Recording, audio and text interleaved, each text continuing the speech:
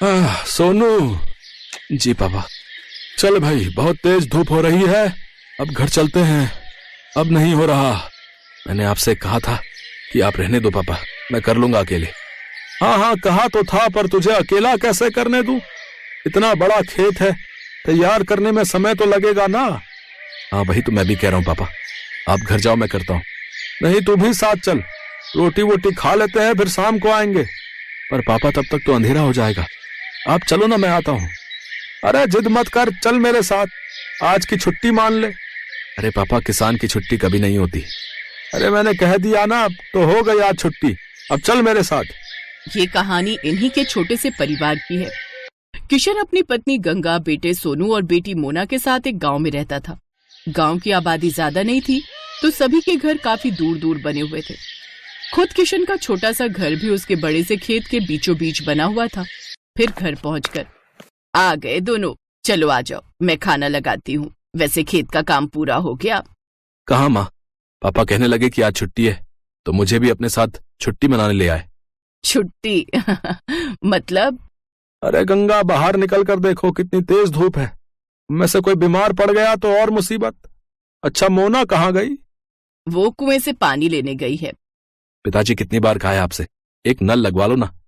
पहले माँ और अब बेचारी मोना कितनी दूर से पानी भरकर लाती है हमारे लिए। तो क्या हो गया बेटा, तुम दोनों भी तो कितनी मेहनत करते हो हमारे लिए।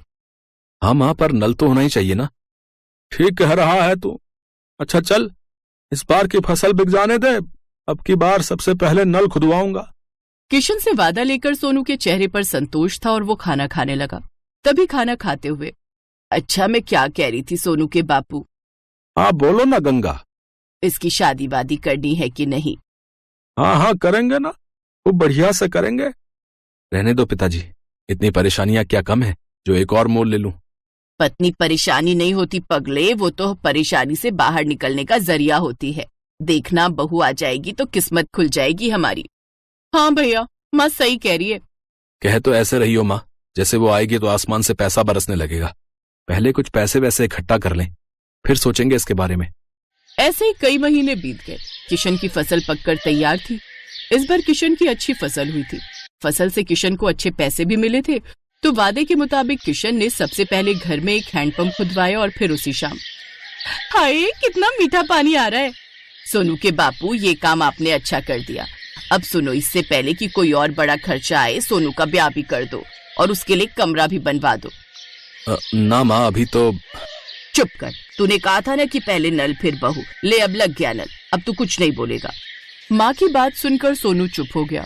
फिर उस दिन से ही गंगा और किशन ने सोनू के लिए लड़की देखना शुरू कर दिया। और फिर क्या हुआ माँ, बात बनी? हाँ बन गई भाई, मुझे तो लड़की बहुत अच्छी लगी। राधिका नाम है उसका, पढ़ने लिखने में बहुत तेज है। पर क्या माँ? उसके बाबा की तबीयत सही नहीं रहती, माँ है नहीं, लेकिन मुझे तो बहुत अच्छी लगी। देखने में भी बड़ी प्यारी है।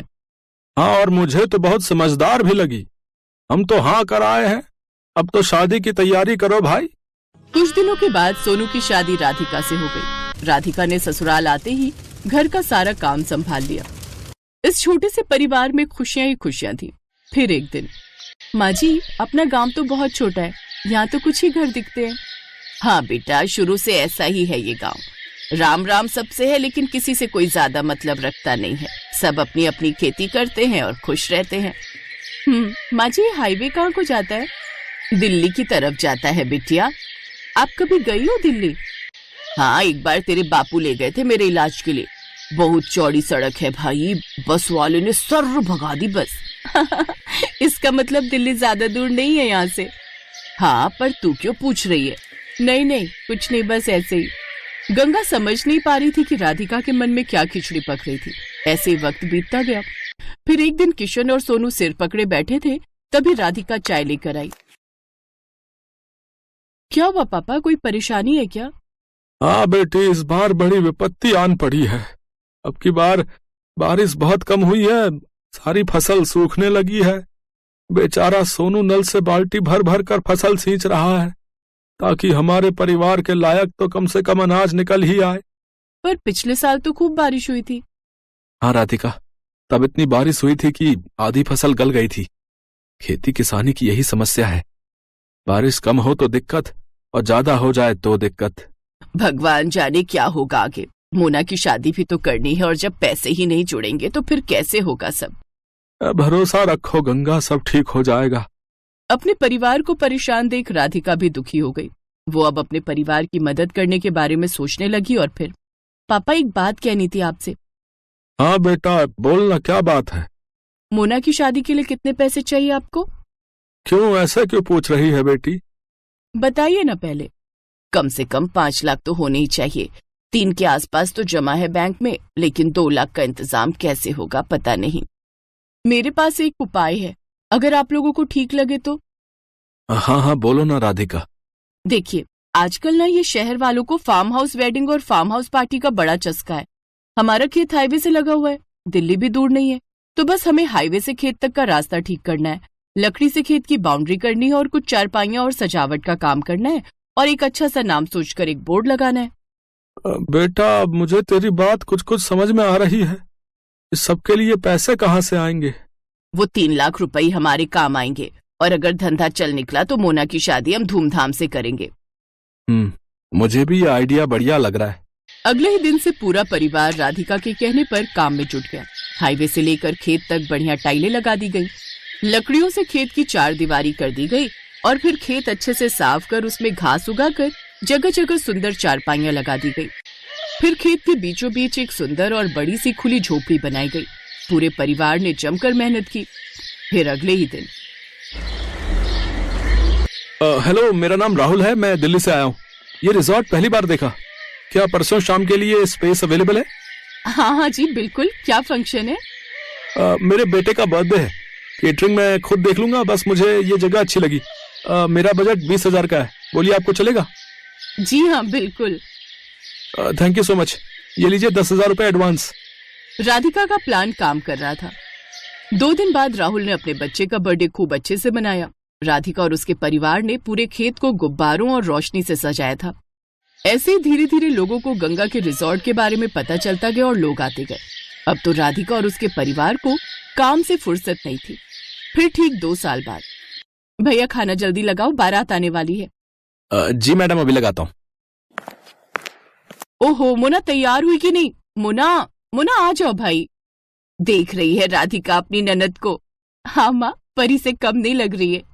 सब आपकी वजह से है भाभी, मेरी नहीं हमारी वजह से। और सुनो, अपने पहले बच्चे के पहले बर्थडे के लिए अभी से बुकिंग कर लो इस रिजॉर्ट की, क्या पता तब ये स्पेस खाली हो या ना हो।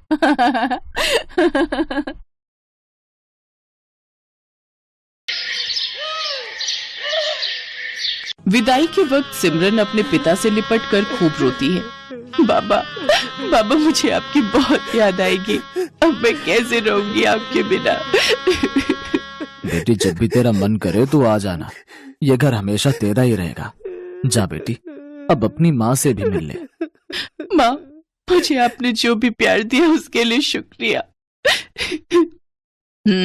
अब ज्यादा ड्रामे मत दिखाओ और अब जा यहाँ से। ये कहकर रमोला उसे धक्का देते है कि तभी उसका पति नैतिक उसे संभाल लेता है।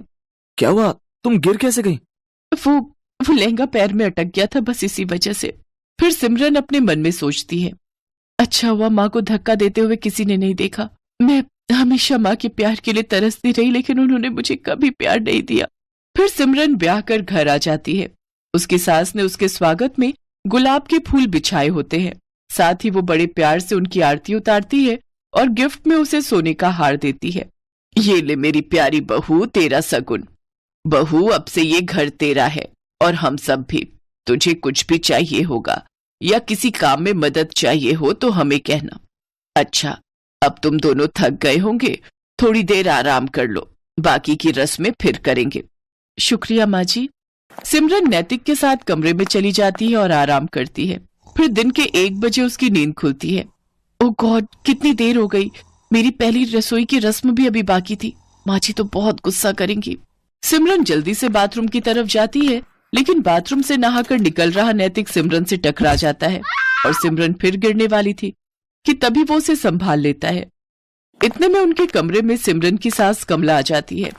अरे बच्चों, ये क्या कर रहे हो? कम से कम दरवाजा तो बंद कर लेते। माँ, ऐसा कुछ नहीं है, वो तो बस हम टकरा गए थे। कोई नहीं बच्चों, अभी तो तुम्हारे दिन है खेलने कूदने के। चलो अच्छा, अब तुम दोनों फ्रेश होकर नीचे आ जाओ, खाना लग गया है टेबल पर। माँ जी मुझे माफ कर दीजिए, मेरी आंखें नहीं खुली। कोई बात नहीं बेटी, मैं समझती हूँ, शादी की थकान होगी अभी शरीर में। अपनी सास की बात सुनकर सिमरन सोचती है, माँ जी ने तो मुझे बिल्कुल भी नहीं डांटा, लेकिन जब मैं अपने घर पर एक बार लेट उठी तो माँ ने क्या हाल कर दिया था मेरा।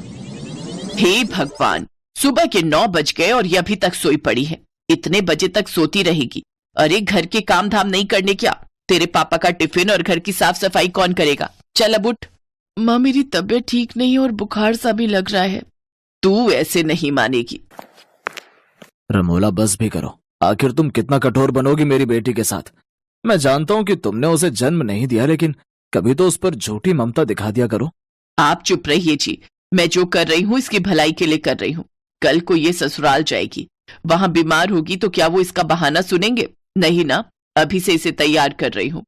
ठीक है, लेकिन उस बेचारी के साथ जरा ठीक से पेश आया करो, आखिरकार वो हमारी इकलौती बेटी है। तभी नैतिक सिमरन से कहता है, सिमरन कहाँ खो गई? चलो तैयार हो जाओ। हाँ हाँ। कुछ देर बाद सिमरन तैयार होकर नीचे आ जाती है, जहां उसकी सास उसकी नजर उतारती है। थू थू थू थू, मेरी बहू को किसी की नजर ना लगे। मेरी प्यारी बहू, अब खाना खा ले। वो सब मिलकर खाना खाते हैं। फिर सिमरन प्लेट उठाने लगती है तो उसके हाथ से एक प्लेट नीचे गिर जाती है और टूट जाती है। अब माँ जी मुझे माफ कर दीजिए, वो मैं कोई बात नहीं बहू। अरे क्या हुआ बहू, तू इतना घबरा क्यों रही है? कुछ भी तो नहीं हुआ। बर्तन है, टूट गया तो क्या दूसरा आ जाएगा? नहीं नहीं माँ जी, वो मैं सचमुच, मुझे माफ कर दीजिए। मैं बहुत गड़बड़ करती हूँ, मुझे मत जलाइए, मत मारिए। करम जली, तूने ये नया कप तोड़ दिया, मेरा नुकसान कर दिया। अब देख मैं क्या करती हूँ। रमोला चूल्हे में से गरम लकड़ी निकालकर सिमरन के हाथ पर लगा देती है। सिमरन जोर जोर से चिल्लाती है, मत जलाइए मुझे, मत जलाइए। नैतिक जल्दी से सिमरन को गले से लगा लेता है। क्या हुआ? कौन जला रहा है तुम्हें? बहू क्या हुआ मुझे बता। माँ जी एक बार मुझसे ऐसे किसी का कप टूट गया था तो उसने मुझे जला दिया था। लेकिन हम तुझे ऐसी कोई सजा नहीं देंगे। तू मेरे पास आ और मेरे गले लग जा। मेरी बच्ची, यूं घबराते नहीं। ऐसे ही दिन गुजरते हैं। कमला अपनी बहू को बहुत प्यार करती थी। वो उसे किसी भी गलती के लिए डांटती नहीं थी, वो उसे प्यार से समझाती थी। कमला अपनी बहू के लिए कुछ न कुछ खाने के लिए बाजार से लाती रहती या नए नए कपड़े उसके लिए बनवा देती। अपनी सास का ऐसा प्यार देख सिमरन की आंखें खुशी से भीग जाती थी। ऐसे ही एक रोज कमला सिमरन की पसंद का गाजर का हलवा बनाती है और उसे अपने हाथों से खिलाती है तो सिमरन की आंखों से खुशी के आंसू बहने लगते हैं। ये देख कमला सिमरन से कहती है, बस बहू बहुत हुआ। मैं जब भी तुझे ज्यादा प्यार देने की कोशिश करती हूँ तो तेरी आंखों से आंसू बहने लगते हैं। आखिर क्या बात है बेटी, अपनी माँ समान सास को नहीं बताएगी? माँ जी आप तो बहुत अच्छी हो और मुझे बहुत प्यार करती हो, लेकिन तभी दरवाजे पर दूध वाला आता है। सिमरन को देखकर उसकी नजर उस पर फिसल जाती है और वो उसका हाथ पकड़ लेता है। छोड़ो छोड़ो मुझे, छोड़ो। एकदम मलाई की तरह मखमली हो तुम तो। तभी कमला भी वहां आ जाती है और उसे देखकर दूध वाला कहता है, माँ जी देखो ना, आपकी बहू मेरा हाथ पकड़ रही है। कमला जोरदार थप्पड़ उस दूध वाले को मारती है। नास पिटे, तू मेरी बहू पर इल्जाम लगाएगा, उसे छेड़ेगा, ये ले। कमला उसे मारकर वहां से भगा देती है। अपने ऊपर अपनी सास का भरोसा देखकर सिमरन रो पड़ती है और अपनी सास के गले लग जाती है। आप बहुत अच्छी हो माँ जी, आपने मुझ पर भरोसा किया, नहीं तो माँ तो। क्या माँ बहू, आप पूछ रही थी ना कि आपका ज्यादा प्यार पाकर मेरी आंखें नम क्यों हो जाती हैं? क्योंकि बचपन से लेकर आज तक मैं जिस प्यार के लिए तरसती रही, वो प्यार आपने मुझे दिया है। जब मैं 6 महीने की थी तभी मेरी माँ गुजर गई थी। तब बाबा दूसरी माँ लेकर आए ताकि वो मुझे माँ का प्यार दे सके, लेकिन उन्होंने कभी मुझे माँ का प्यार नहीं दिया और अब वो प्यार मुझे आपसे मिला। जैसे आज दूध वाले ने हरकत की, ऐसे एक बार मेरे यहाँ के दूध वाले ने मेरे साथ की थी, लेकिन माँ ने उसे गलत ठहराने की जगह मुझे ही गलत समझा था। कोई बात नहीं बहू, आज से मैं तेरी माँ हूँ और रमोला बहन ने भले ही तुम्हें प्यार ना दिया हो, लेकिन एक यशोदा बनकर तुम्हें पाला तो है, तभी तो मुझे इतनी प्यारी बेटी जैसी बहू मिली है। तभी दरवाजे पर रमोला और मनोहर खड़े होते हैं। ये सब बातें सुनकर उनकी आंखों में आंसू आ जाते हैं। रमोला को अपनी गलती का एहसास हो जाता है और वो सिमरन से माफी मांगती है। उस दिन के बाद सिमरन को अपनी सौतेली माँ और सास दोनों से बहुत प्यार मिलता है।